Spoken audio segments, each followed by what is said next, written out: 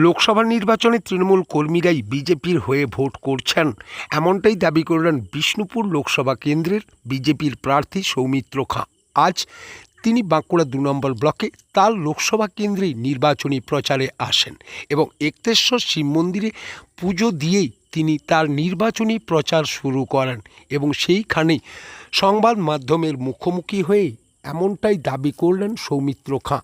সৌমিত্র খাঁকে প্রশ্ন করা হলে তিনি বললেন, আমি 100% জয়লাভ করব, কারণ একটাই, তৃণমূল কর্মীরাই আমার হয়ে নির্বাচনী প্রচার করছেন, এমনটাই দাবি করলেন তিনি।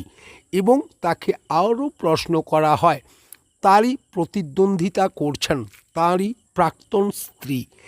তিনি গতবারে তারই নির্বাচনী প্রচারেই নেমেছিলেন, এবার তিনি প্রতিদ্বন্দ্বী, কি বলবেন এ বিষয়ে তিনি আমাদের মুখোমুখি হয়ে বললেন, সবে ঈশ্বর দেখছেন, ঈশ্বরের কাছে কামনা করি তিনি সুস্থ থাকুন এবং তাকে আমি 3 লক্ষ ভোটে পরাজিত করব, এমনটাই দাবি করছেন তিনি। তবে কি তৃণমূলের গোষ্ঠী কোন্দলের ইঙ্গিত দিলেন বিজেপির প্রার্থী সৌমিত্র খাঁ? একতেশ্বরের মন্দির থেকে আমাদের শুরু হচ্ছে, বাবার আশীর্বাদ নিয়ে।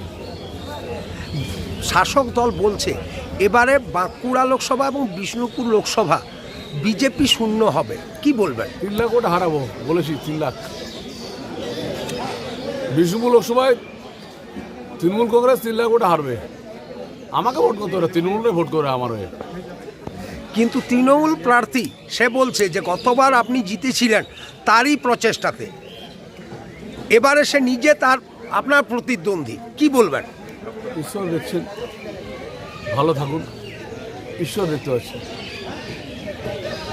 সাধারণ মানুষ বলছে বিষ্ণুপুরে আপনি এগিয়ে, কি বলবেন? আমি বলছি কি, তৃণমূল কর্মীরা বলছে যে দাদা তোমার পাশে আছি, তোমার হয়ে ভোট করবো। ওই যে আমরা হাঁটছি, কিন্তু ভোটের যেদিন প্রচার শেষ হবে তারপরে পুরোটাই তোমার। আমার দেখে ভালো লাগছে, কর্মী আজকে সমস্ত কর্মীদেরকে সম্মান দিয়েছি বলে আজকে তারা আমার সাথে থাকবে। আর ভারতীয় জনতা পার্টির কর্মীরা একটা লিডার, তারা প্রত্যেকেই মোদির জন্য ভোট করেন, বিজেপির জন্য ভোট করেন। আমি একটা নিমিত্ত মাত্র।